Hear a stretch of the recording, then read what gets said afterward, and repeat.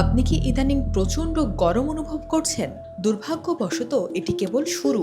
বিজ্ঞানীরা সতর্ক করছেন পৃথিবী আবারও ইতিহাসের উষ্ণতম বছর হওয়ার পথে, আর এর পেছনে রয়েছে এক দানবীয় প্রাকৃতিক শক্তি, সুপার এল নিনো।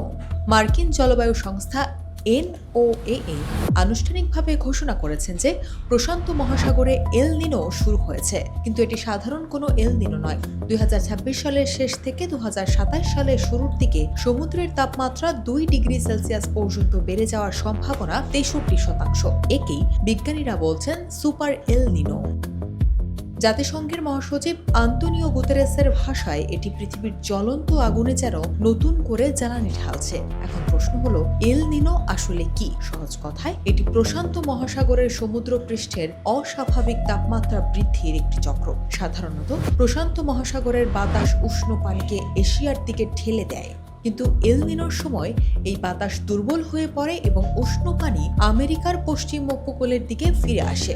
এর ফলে পুরো পৃথিবীর বায়ুমণ্ডলের ভারসাম্য নষ্ট হয়, জেট স্ট্রিম সরে যায় এবং সারা বিশ্বের আবহাওয়ার নকশা বদলে যায়। এই সুপার এল নিনোর প্রভাব কতটা ভয়াবহ হতে পারে? এটি প্রশান্ত মহাসাগরে শক্তিশালী ঘূর্ণিঝড় তৈরি করবে, আবার অন্যদিকে ভারত ও দক্ষিণ পূর্ব এশিয়ার বর্ষা কমিয়ে খরা পরিস্থিতির সৃষ্টি করতে পারে। গবেষণায় দেখা গেছে, অতীতে এল নিনোর কারণে বিশ্ব অর্থনীতিতে 4 থেকে 5 ট্রিলিয়ন ডলারের ক্ষতি হয়েছে। এর প্রভাব কেবল আবহাওয়া নয়, বরং আমাদের খাদ্য নিরাপত্তা ও অর্থনীতিতেও পড়বে। যদিও সব শক্তিশালী এল নিনো সবসময় ধ্বংসাত্মক হয় না, তবুও এবারকার পূর্বাভাস যথেষ্ট উদ্বেগের। 2024 সালের উষ্ণতার রেকর্ডকেও ছাড়িয়ে যেতে পারে এই সুপার এল নিনো। প্রকৃতি আমাদের সতর্ক বার্তা দিচ্ছে।